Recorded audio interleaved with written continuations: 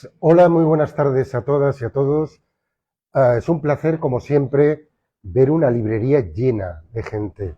A mí me parece maravilloso como editor y me imagino que los libreros también se sentirán muy a gusto viendo una librería, insisto, llena de gente para adquirir o disfrutar de una presentación.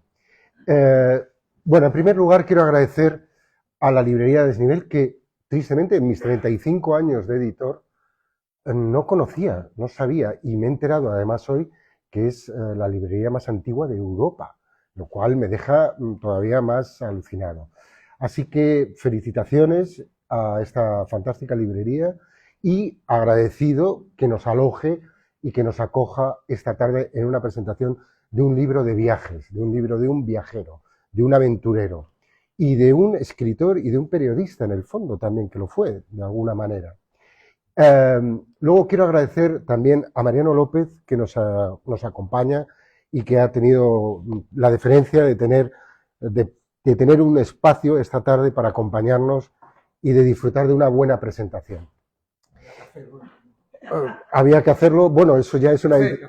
Café. Y por supuesto a Isabel López, que nos conocemos desde hace relativamente poco, y que es una trayectoria curiosa porque viene por un proyecto que hicimos hace muchos años con su hermano, con Miguel, y que, bueno, que ellos hicieron antes con una editorial que se llama Fundamentos, y es un libro sobre un personaje y un cantante y un músico impresionante que es Van Morrison.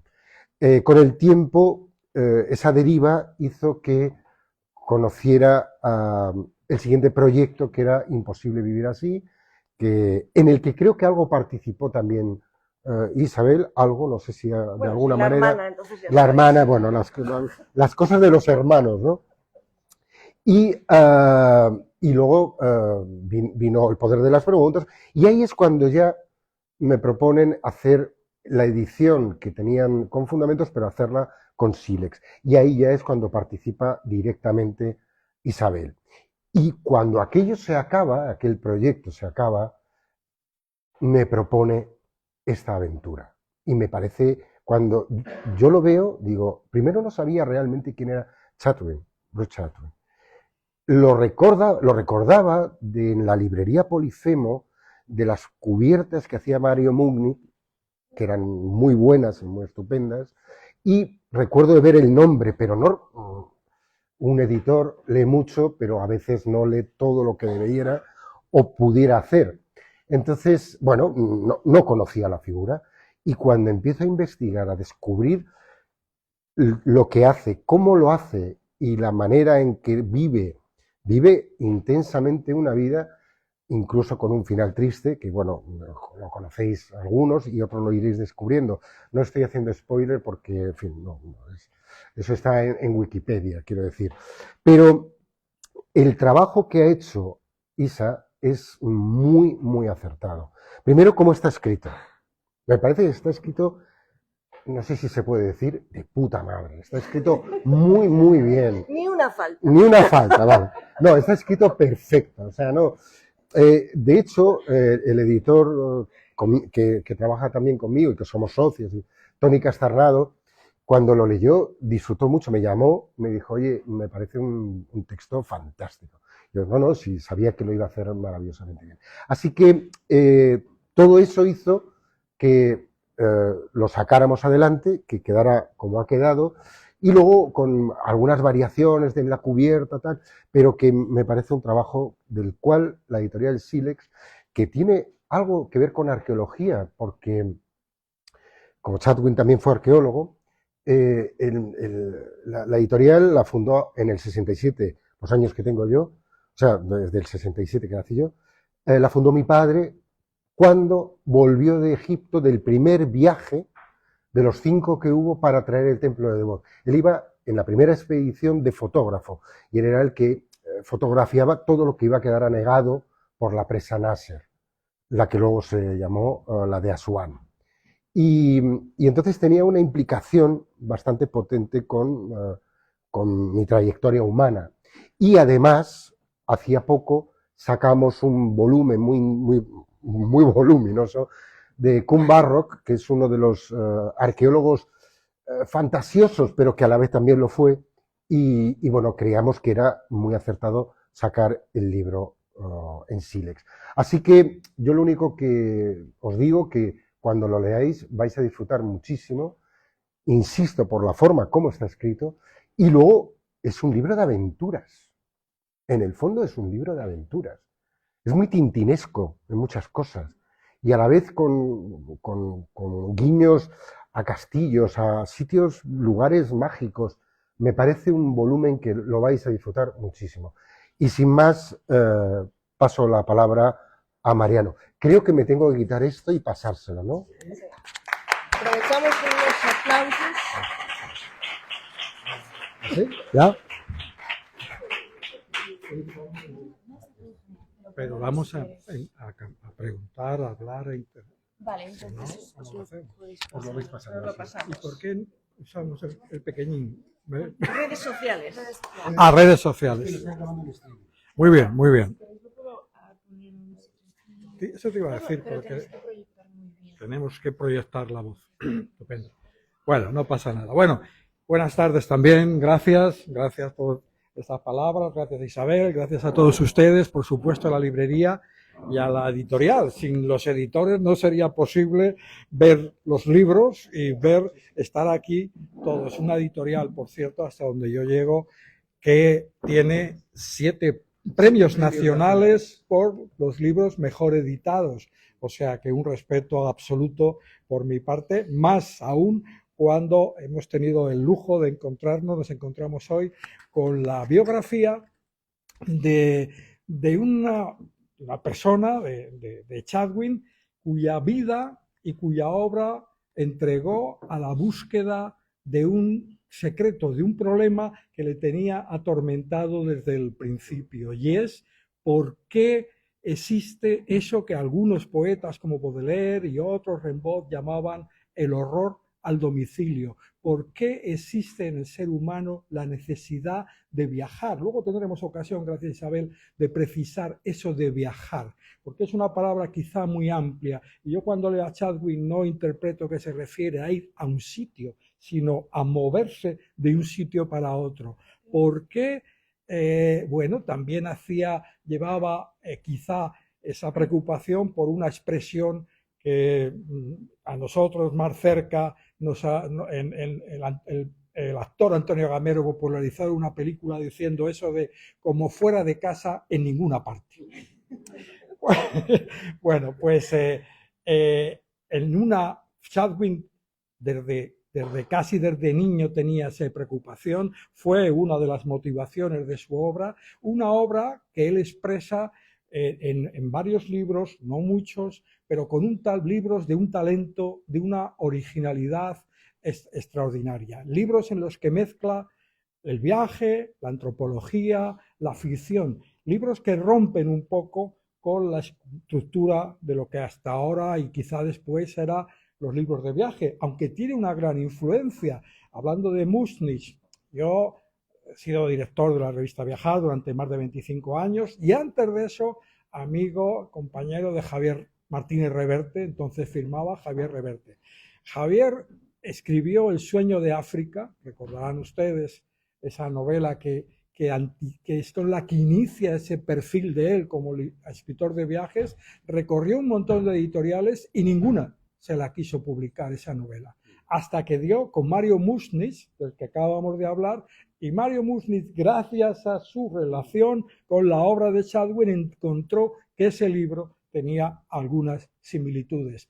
Musnich se lo publicó, le pagó 500.000 pesetas, 3.000 euros, y cuando el éxito le vino por ese libro, Random House Mondadori le ofreció 50.000 euros por la siguiente novela. Lo digo porque veamos la magnitud del salto. Bueno, pues esa es una obra importante de alguien que también hace años tuvo un eco extraordinario en muchos medios de comunicación y que hoy vemos una biografía que ya lo ha presentado el editor, y lo ha dicho con las mejores palabras y las más precisas que se pueden decir, que el libro está de puta madre. Yo que soy de Usera, ahí ya me descubro como la mejor definición. Pero a mí me parece también importante destacar que hay una precisión en el trabajo con lo que Isabel recorre la obra literaria, recorre la vida buscando las claves, lo trata, como yo digo, con la precisión y con el cariño quizá de un joyero. Es algo muy especial, lo va bordando cada vez como si le diera forma, digamos, como si estuviera tallando un diamante. Es un libro ágil, entretenido, divertido, que nos acerca a un mito y que nos acerca a una obra que en definitiva es fascinante. Y yo, si me permiten, lo primero que quería preguntar a Isabel es ¿por qué le fascinaba? Le ha fascinado porque se nota en toda la obra y en el mero hecho de haberlo publicado. ¿Por qué te ha fascinado la obra de Chadwin? Sí, para las redes sociales que nos escuchen. Bueno, lo primero, antes de contestarte, gracias por estar aquí de pie, o sea, gente de pie, ni en mis mejores sueños. ¡Qué maravilla! Gracias a la librería, por supuesto, que Marco, ¿no? Incomparable, ¿no? ¿Qué cuadro tengo aquí detrás?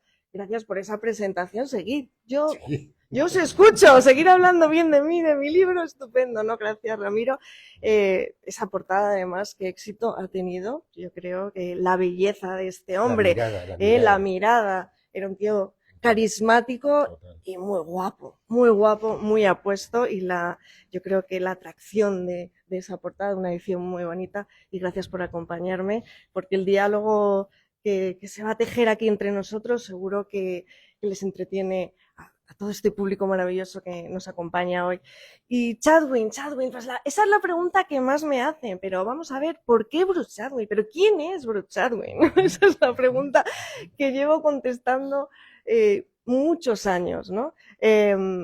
Y Bruce Chadwin, esa es la pregunta más difícil que me pueden hacer, porque nadie sabe muy bien quién era este hombre, y era muchas cosas, era un personaje poliédrico, con muchísimas facetas. Podríamos decir que era viajero, que era escritor de libros de viajes. Él diría, no, yo de libros de viajes no era, yo soy novelista. Era articulista, que también aventurero, podríamos decir también. Sí.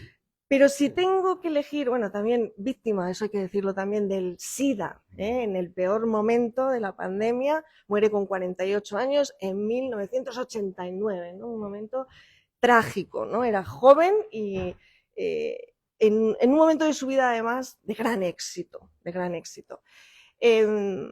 Pero si yo tengo que elegir una definición para este personaje, uno de los escritores más brillantes, ¿no? Una obra escasa porque murió pronto, 5 o 6 libros, si tengo que elegir algo es narrador de historias, es un contador de historias. Ese era su gran don, un don además que adquiere muy temprano, podríamos decir que nació con él prácticamente, ¿no? Cuando él está en el colegio, en un colegio interno, en Marlborough College, pues imaginaros, ¿no? Un colegio interno británico, él convirtió su habitación en una tienda de antigüedades y sacaba rédito de aquello.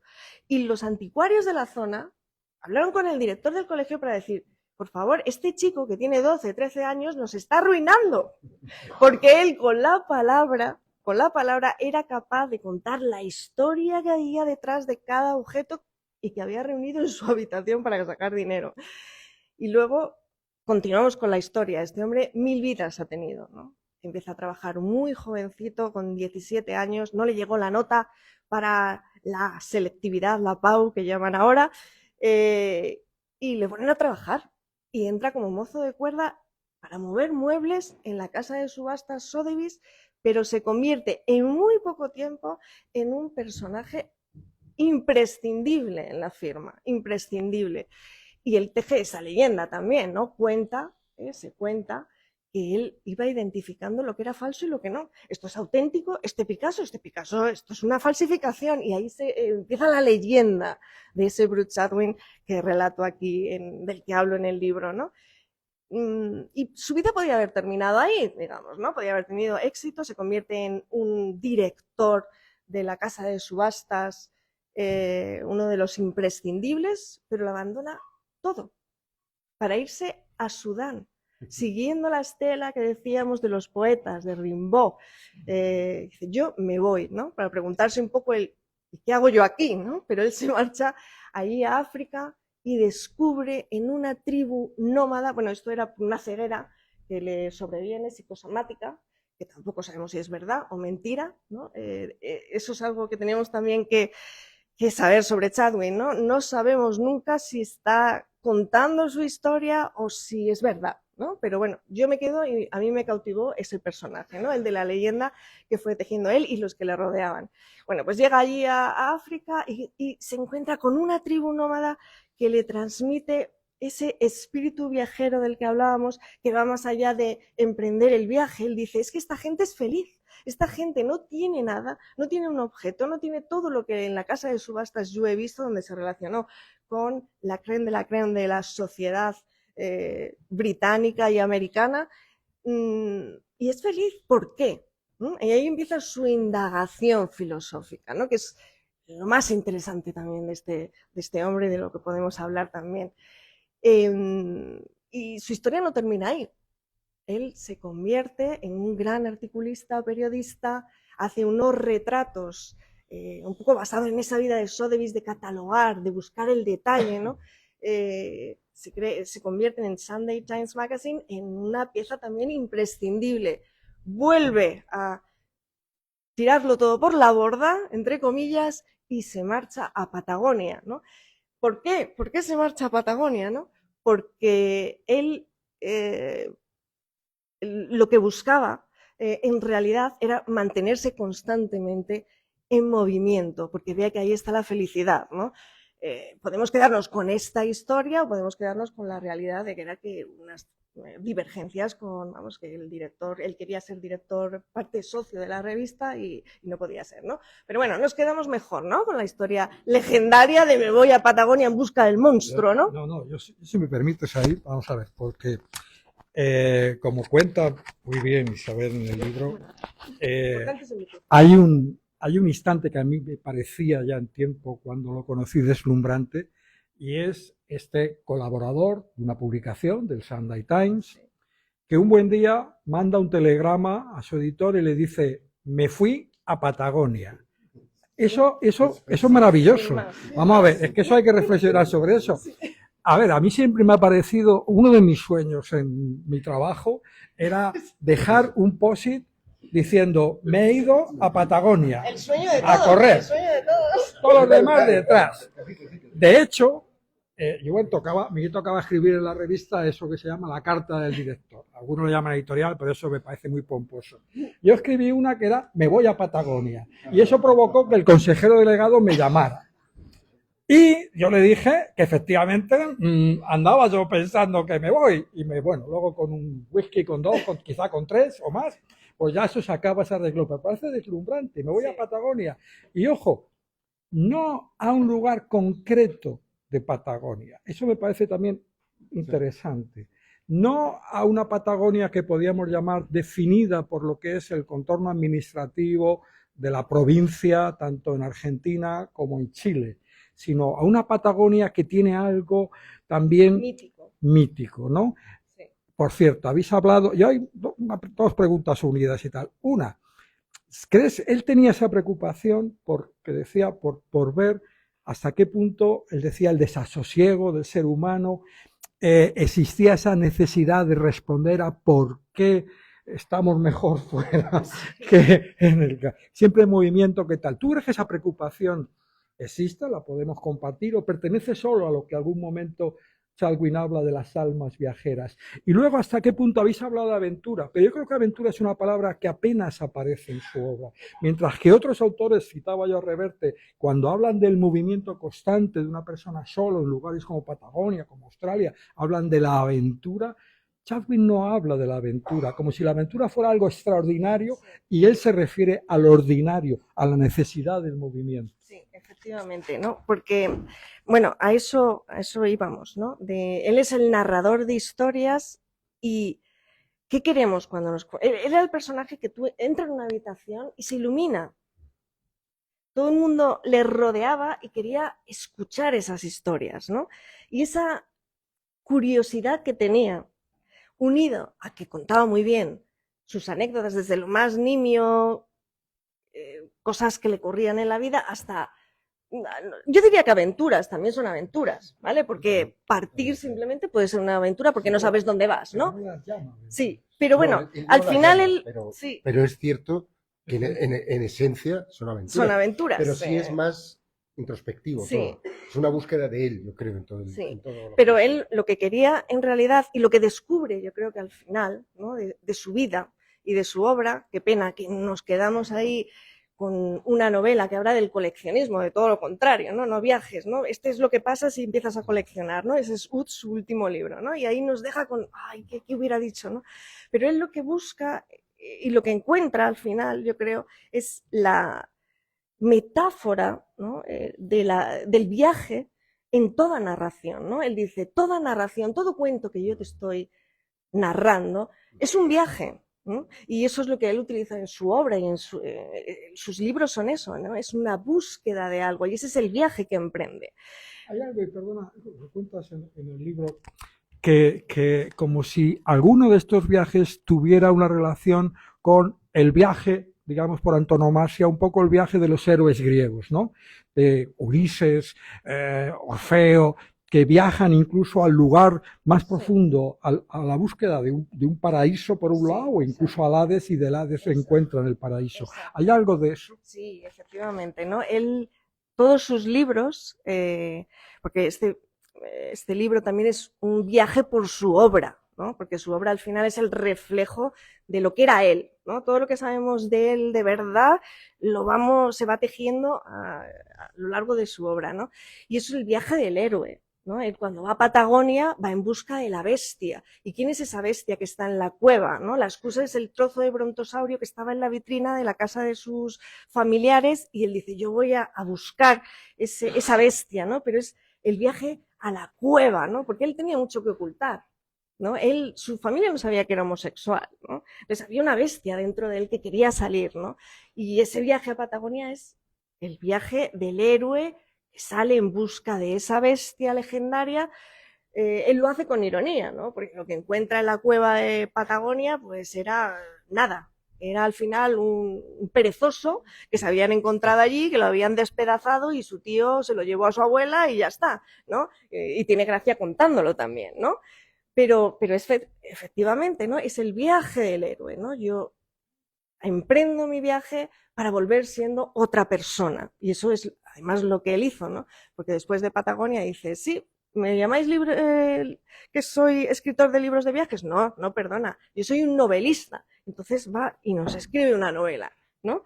Es decir, se había convertido ya en otro hombre, se había desprendido de esa etiqueta de escritor de libros de viajes porque él siempre quería cambiar, él quería el movimiento en el sentido más original. Él pensaba, cuando se estaba muriendo, en los últimos momentos de su vida, que si recuperaba sus piernas y podía caminar, él iba a vivir. O sea, en el momento en el que vio que ya no podía moverse, ahí estaba la muerte, ¿no? Y de hecho, los últimos estudios médicos dicen que si viéndote cómo andas, ya te dicen más o menos cuánto te queda de vida, ¿no? Eso es un poco lo que viene a contar. No, tú andas muy bien, mamá, tú andas súper bien, tú no te preocupes. Ah, bueno, no, pero por eso hay que curarlo, ¿no? Efectivamente. Todos han pasado. Pero, es decir, la vida se construye en el movimiento, no en el estancamiento. Y eso de él estaba seguro de ello. Hay una obra, hablamos de En la Patagonia, que bueno, que es una obra que a muchos, cuando la conocimos, efectivamente nos deslumbra y tal. Pero, digamos, su obra más rotunda, la que es calificada como una obra maestra, es Los trazos de la canción. Y ahí en Los trazos de la canción es, siguiendo tu libro, donde eso que son preguntas ya van más allá y encuentra respuestas y valoraciones, no solamente respecto al movimiento, sino también respecto a la salud y a la felicidad. Sí, sí. Esa es la gran obra, claro, que la celebra, digamos, todos los escritores de viajes y de no viajes, porque entre sus amigos tú citas Salman Rushdie o Werner Herzog. Sí, estaba rodeado de grandes intelectuales, ¿no? Efectivamente, Los trazos de la canción, que yo lo recomiendo, siempre me dicen, ¿qué libro me leo? Bueno, pues Los trazos de la canción es la biografía espiritual de Bruce Chatwin y hay que leerlo. Y además es que dibuja el mito de la creación aborigen australiana de una manera magistral, ¿no? Que bueno, cuando yo fui ahí investigando sobre el libro, que fui a Australia, me reúno con un profesor de la Universidad de Queensland y yo fui ilusionada, diciendo, oh, es que estoy escribiendo un libro sobre Bruce Chatwin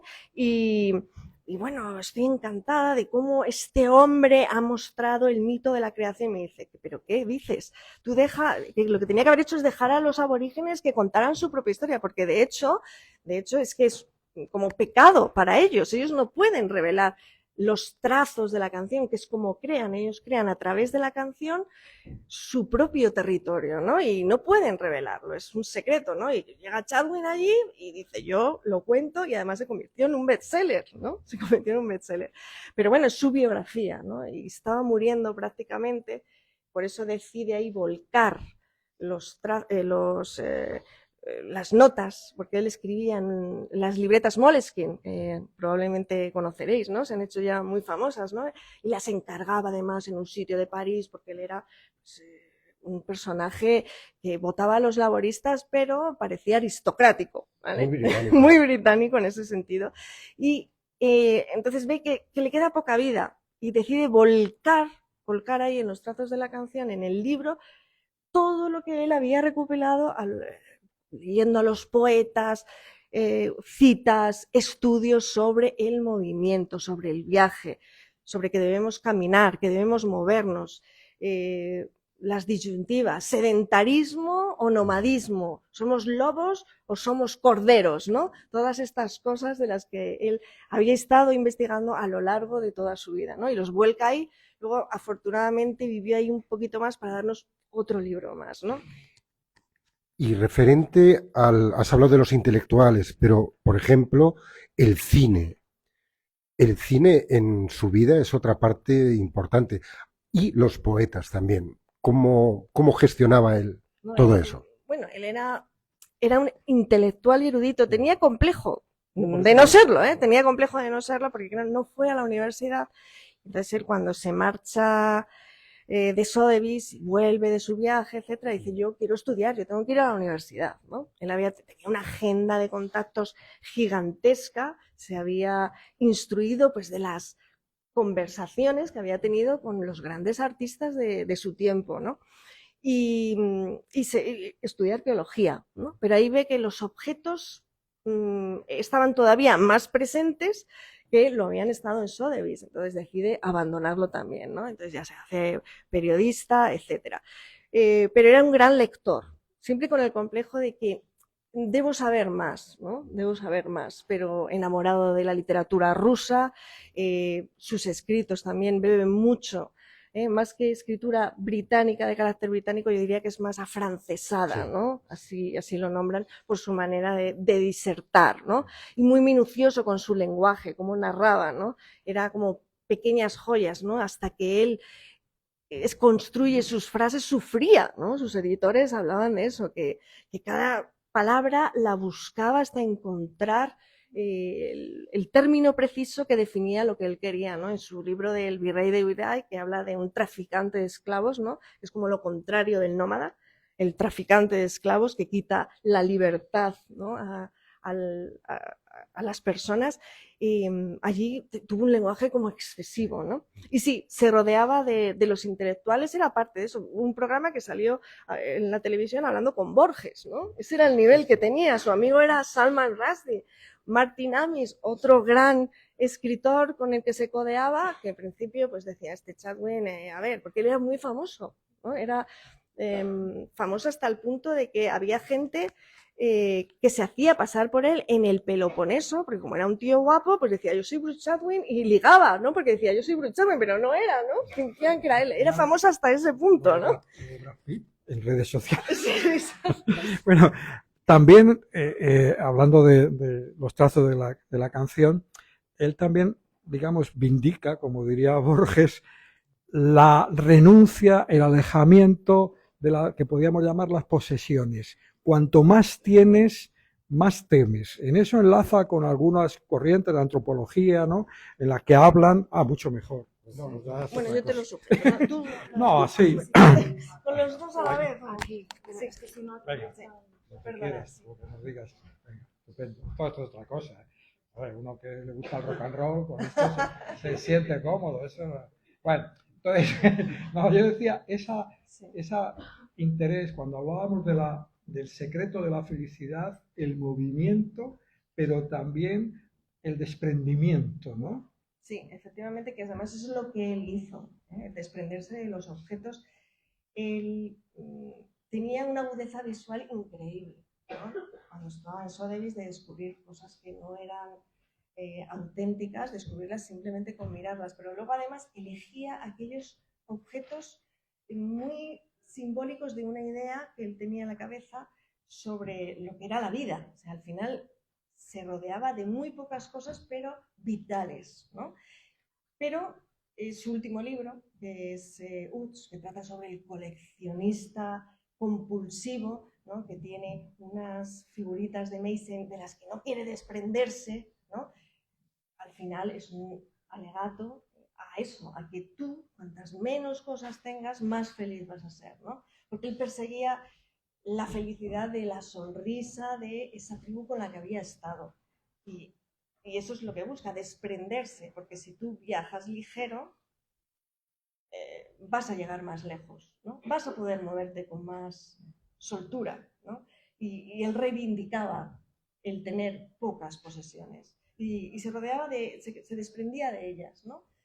Tenía muchísimo gusto para reunir joyas, verdaderas joyas, muy sencillas, pero también la capacidad de, bueno, por ejemplo, cuando un poco antes de morir le regaló a Werner Herzog, que hablabas del cine, ¿no? Era muy amigo de Werner Herzog y, bueno, se conocieron en un aeropuerto y estuvieron 48 horas hablando y a partir de ahí se hicieron íntimos amigos. Y le dejó uno de los objetos de los que nunca se desprendía, que era su mochila, ¿no? Ese era un objeto imprescindible, diseñada un especialista en pieles y tenía los bolsillos exactos donde meter lo que él necesitaba, diseñado hasta ese punto, ¿no? Y esa es la mochila que le regala a Herzog antes de morir, como le dice, tú que también eres montañero, viajero, te regalo esto. Además luego cuenta, podéis ver el documental de Herzog sobre Sadwin, maravilloso, donde cuenta que le salvó la vida esa mochila, ¿no? Porque estaba en una tormenta y se sentó encima de la mochila, entre la ventisca y sentado, y que aquello le salvó, la mochila de Chadwick le salvó la vida, ¿no? Pues ese es el objeto a conservar y que hubiera conservado siempre como sus cuadernos de notas, otro de los objetos que él jamás se hubiera desprendido de eso, ¿no? Pero elegía, efectivamente, con muchísimo cuidado aquello que no era una carga, porque había que desprenderse. A mí se me recordaba esa reflexión. Ahora, por ejemplo, libros como los de Yuval Harari, el israelí que se ha hecho famoso ahora por libros de antropología, en el que distingue precisamente entre el nómada y el sedentario en el salto, digamos, de los pueblos nómadas del Neolítico a los pueblos agricultores, y cómo los agricultores sedentarios empiezan a estar preocupados por la cosecha del año que viene. Empiezas a tener preocupaciones que no tiene el que tiene que alimentarse a diario. Eso yo, de una manera, y perdón por el ejemplo personal, yo he sido reportero de agencia, que me preocupaba todos los días por alimentar las noticias. Y eso, bueno, pues tenía su carga de estrés. Y luego pasa un dominical y luego pasa una revista de viajes mensual. Y yo ya tenía miedo de ir a un anuario, porque digo, joder, cada vez estoy más estresado pensando en lo que va a venir, pensando, proyectando los males de dentro de 3 meses. Mucho mejor cuando esa, como yo decía, esa vindicación del nómada y del movimiento que también acompaña su vida, entre otras razones porque nunca encontró un lugar exacto en el que refugiarse a escribir, cambiado. Exactamente, ¿no? Porque él creaba el movimiento, ¿no? Y incluso si hubiera estado aquí con nosotros, no podría estar sentado.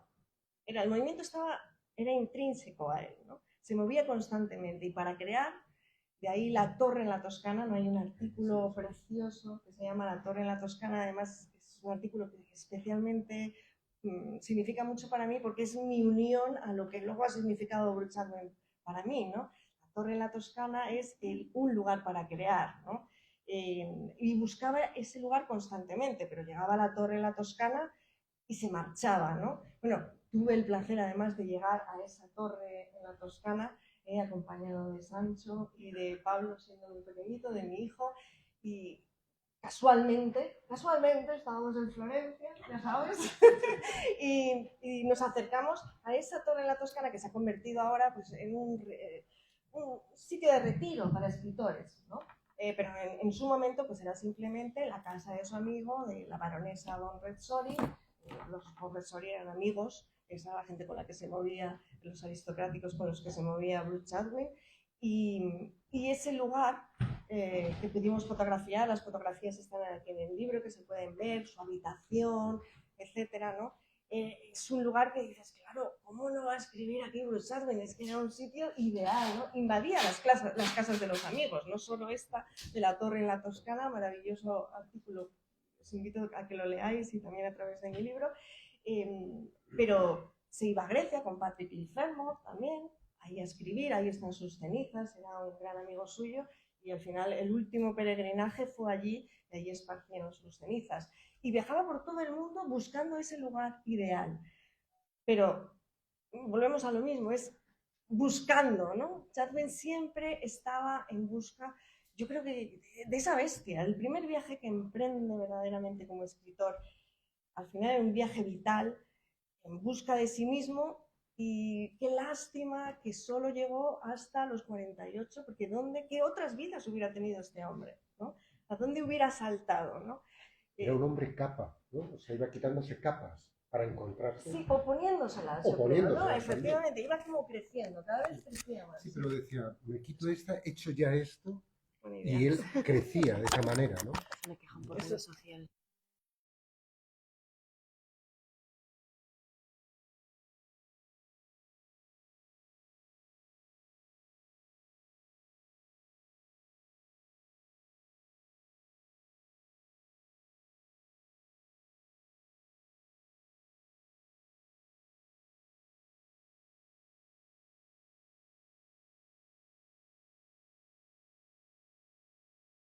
Creo que aparte de ese proceso personal, también en la obra de Chatwin, en el libro, hay, digamos, recetas para otros. O sea, yo por eso empezaba preguntando que no es solamente esa preocupación por el movimiento, por la felicidad, esa certeza de un desasosiego que te invade era un problema personal, solo. Es un problema de otros. Por ejemplo, de lo que llamaba el alma viajera. Hay un detalle que me gusta mucho que cuentas en el libro y tal, y es que habla de cómo reconocer almas viajeras. Y él hablaba de su tía y decía, es un alma viajera seguro solo por ver con qué delectación pronuncia palabras como Xanadu o Samarcanda. Es decir, sí, ya se le llena, yo añadiría con el placer con que mira los mapas, que es otra señal.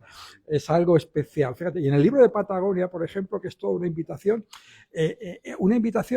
a ese mundo en el que la mayor parte, hasta donde yo llego, de los viajeros que van, se mueven por la carretera número 3, él coge varias historias de lugares diferentes, ¿no? De la prisión de Ushuaia, el anarquista, la historia, de Bruce Chatwin, de Butch Cassidy y Sundance Kids, que no estuvieron exactamente en Patagonia, sino en lo que hoy es otra provincia, y lo del perezoso es otra historia. Pero es ese universo en el cual a la gente que movimiento. Perdona, ahora que ha sido Fitur, hablaba yo de esto con algunos compañeros allí y algunos operadores, de cómo la publicidad de viajes generalmente te remite a un lugar.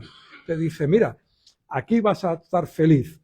Y seguramente de lo que estábamos hablando y de lo que dice Chatwin, no, ahí no. Si te mueves es cuando vas a encontrar esa felicidad que buscas. Sí, sí, efectivamente. Además es cuando va a Patagonia, cuando va a Australia, a Praga, a Brasil.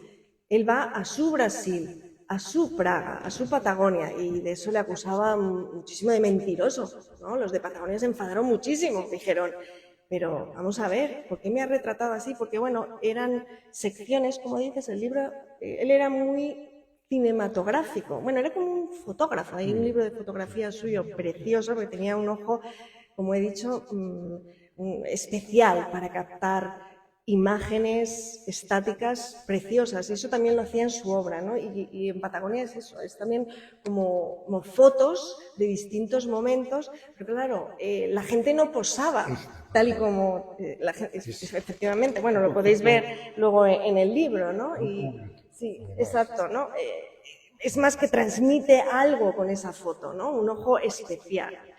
Y son secciones, son 97 fotografías, 97 secciones donde al final lo que dices, ¿no? Como que dice, son los viajeros frente a los que se quedan.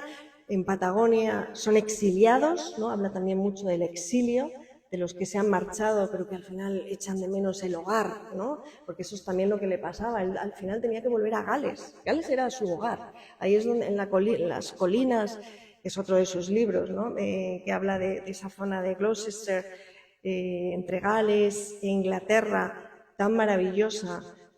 Ahí encontró su hogar, con una casa que construyó, rodeado de amigos, ¿no? Pero hace también siempre, en todos sus libros, habla de los viajeros, también en su familia, los viajeros, y los que se deciden quedarse en casa, ¿no? Siempre con esa disyuntiva, los que coleccionan y los que no, los que se quedan al lado de la estufita y no salen, ¿no? Y los que miran por la ventana y salen por la ventana corriendo, ¿no? Siempre buscaba eso, Caín o Abel, ¿no? Lo que os decía del lobo o el cordero, ¿no? Con Chadwick siempre tenemos que decidir en qué terreno estamos, ¿no? Defínete, ¿dónde estás, no? Y ese es un rasgo maravilloso, ¿no? Hablabais del estilo antes, y yo creo que en algún momento comentas la atracción que tenía por Hemingway, que es algo que algún otro escritor, como por ejemplo Leguineche, Manu Leguineche, que lo ha contado. Leguineche, saben ustedes, tiene un libro que para algunos es el libro canónico de los libros de viaje, que se llama El camino más corto, que algo tiene que ver con Chalwin en la medida que hay una tesis implícita, y es que el camino más corto, es decir, habla de la vuelta al mundo que él realiza con unos aventureros, y que esa vuelta al mundo es el camino más corto para conocerse a uno mismo.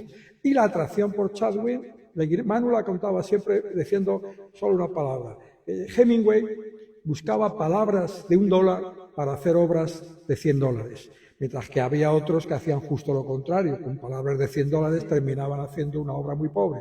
Sí, porque, bueno, a ver, yo creo que también el oficio, él lo había, su oficio de Sotheby's, que era de catalogar, ahí estaba muy acostumbrado a ser muy económico con el lenguaje y a elegir la palabra perfecta.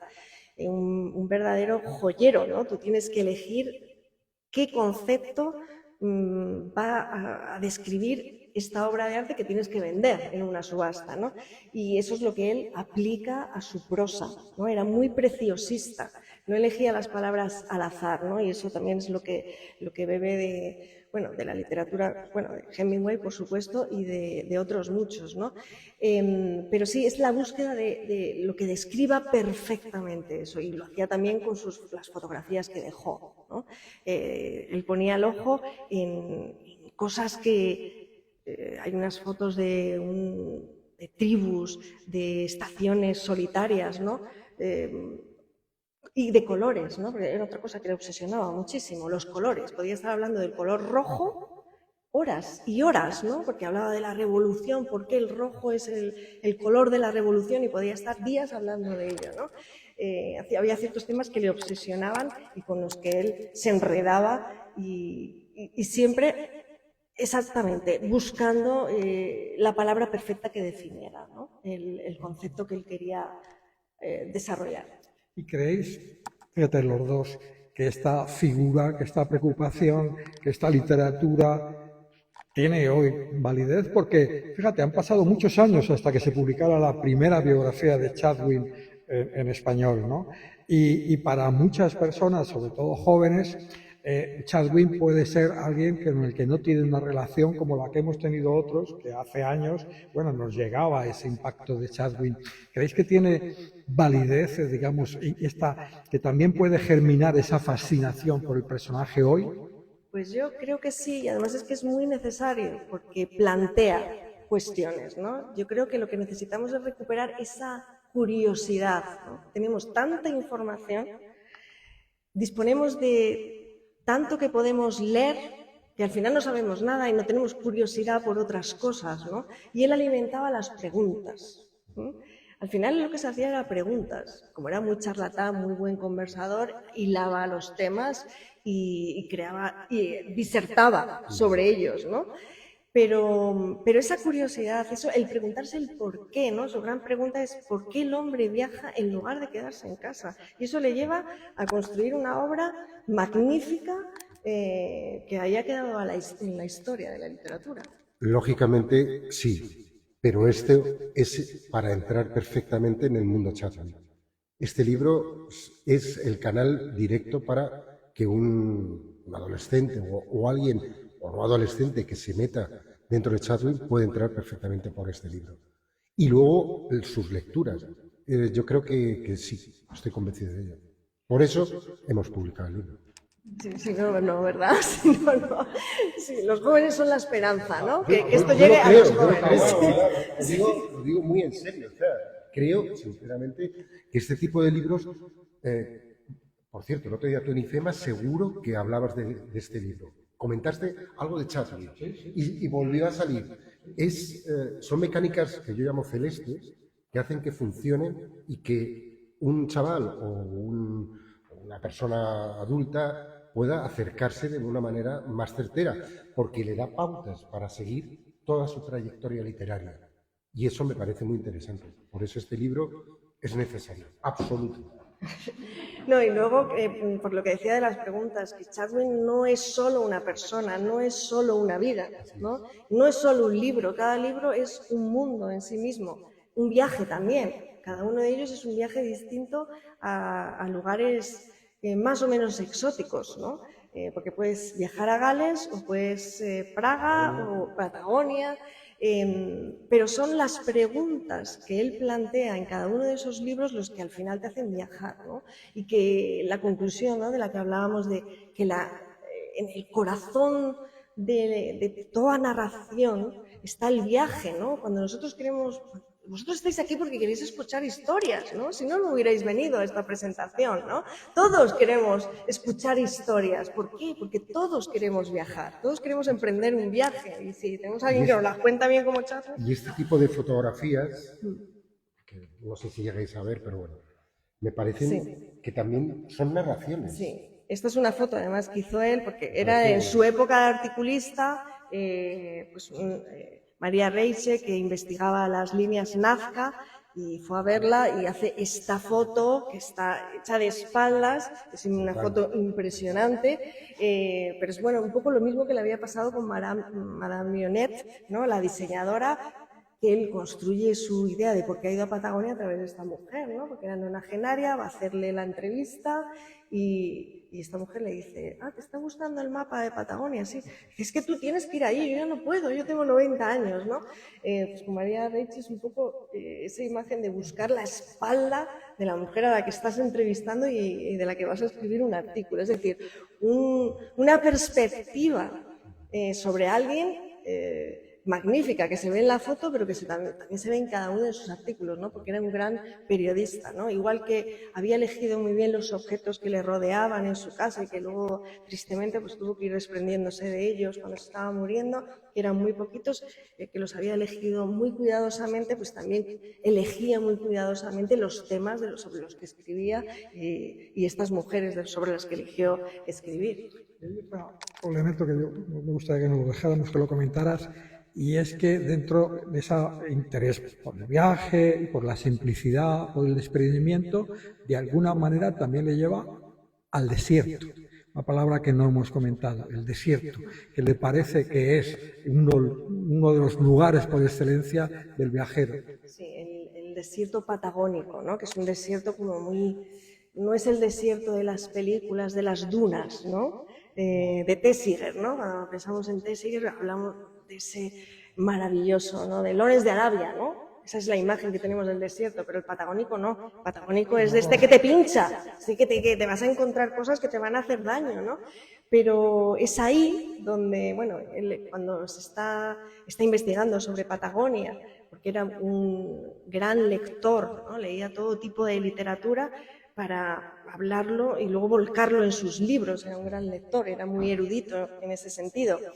Y entonces allí en uno de esos libros que lee de Hudson le dice, es que el desierto patagónico es algo que es tan tan árido que puedes crear cualquier cosa. Bueno, de hecho es que allí fueron los galeses y construyeron sus comunidades, ¿no? Y tomaban el té allí, imagínate, en Patagonia, ahí un desierto espantoso, españoles también. Esa península Valdés lleva el nombre de un español que quiso hacer ahí una colonia y no salió bien. Los galeses fueron a Península Valdés, pero les pareció que aquello también era un horror y, digamos, se anclaron más abajo que había agua y había un pastor vasco que vivía solo y que fue un poco el que crea el camino que había desde la Península Valdés para sus ovejas hacia lo que es hoy Puerto Madryn. Y bueno, todo eso son paisajes administrativamente no se corresponden con la Patagonia, pero realmente te impresionan estar en esos lugares donde te acercas al mar y en temporada tú ves ahí saltar las ballenas en un mundo en el que parece que estás conectando con el neolítico y que además, como te descuides y quieras atravesar la Patagonia, no ves nada. Nada me refiero, ni un matorral, ni una montaña, nada. Es algo muy, muy especial. Fíjate que yo hablando de Chadwick, hace tiempo en un premio que había grandes viajeros y tal, me acuerdo que dedicábamos ahí tiempo Rosa Montero, Luis Sepúlveda, Mempo Giardinelli, para hablar precisamente de la Patagonia. Sepúlveda tenía y hablar de Chadwick, que para ellos, para Rosa, igual que he dicho Javier y tal, era algo que sentían devoción. Sí, bueno, no iba a decir eso lo de lo salvaje, ¿no? Es como el reencuentro con lo más salvaje que puedes tener, ese tipo de desierto, ¿no? Y por Madryn, que además aparece en el libro de En Patagonia, ¿no? Porque hay una escultura allí donde él lo que reivindica un poco ahí es conservar lo salvaje, pero en el buen sentido, ¿no? Porque han llegado ahí la civilización para echar a los nativos y acabar con ellos, ¿no? Que es lo mismo también que habla en los trazos de la canción, ¿no? Como al final los aborígenes han acabado alcoholizados totalmente y en reservas y están perdiendo su cultura. Él defiende también eso, ¿no? Conservar lo salvaje en ese sentido, que se les deje, ¿no? Aunque luego se le ha criticado porque, bueno, pues al final él lo que está haciendo es extendiendo un poco el conocimiento de esas culturas, ¿no? Lo que hay que hacer es que esas culturas se reivindiquen a sí mismas, ¿no? No que venga un británico a hablar de ellas. Pero, bueno, yo me quedo con ese Chadwick que también defendía que se conservaran, ¿no? Esas tribus. Después de todo esto, a uno lo que le entran, según salgamos, llevarse el libro, por supuesto, y irnos a la Patagonia o irnos a algún sitio así. O sea que el libro te incita a ello y yo creo que la conversación que hemos tenido también. Así que si queréis alguna pregunta, no sé si se pueden hacer preguntas, si alguien del público, alguien de redes, redes. En fin, este es el momento, como decía Woody Allen, ¿está ahora o nunca? Un comentario, bueno.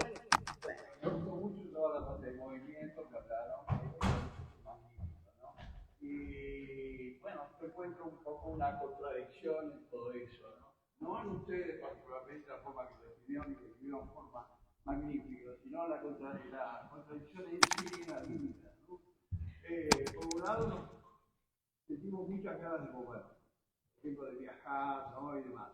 Pero hay gente que no quiere viajar, hay gente que se quiere quedar en su casa, hay gente que le viene una lana encima y se va a quedar ahí.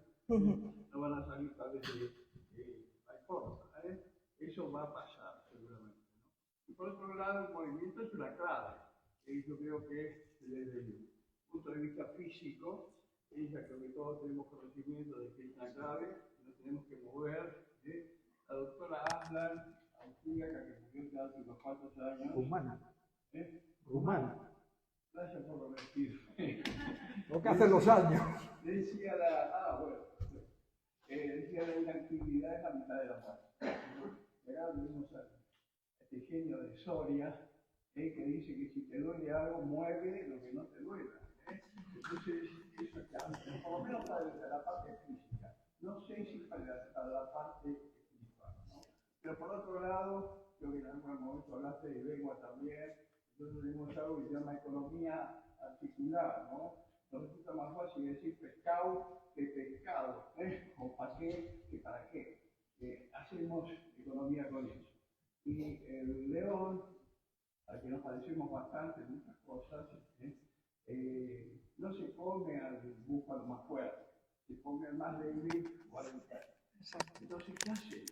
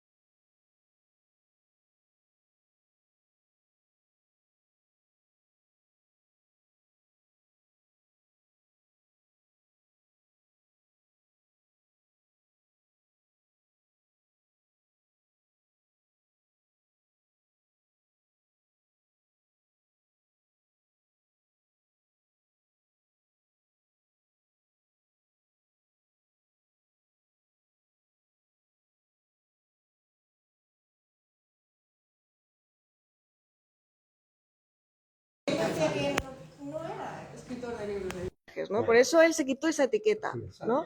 Bruce Chatwin, ¿no? Porque él sabía, en el fondo, que mentía. ¿Vale? En cuanto a lo de canónico que he dicho yo, del camino más corto, no lo digo yo. Eric Rodríguez, el corresponsal del País en Roma, en Buenos Aires, uno de los grandes, además, de escritores que tenemos ahora y que sigue escribiendo, es el que dijo que era un libro canónico. Y es el que circula, y no solamente eso, sino en la reedición que hizo Ediciones B mucho tiempo después, también era donde figura. Y si a lo mejor hay dudas sobre si hizo el viaje o no.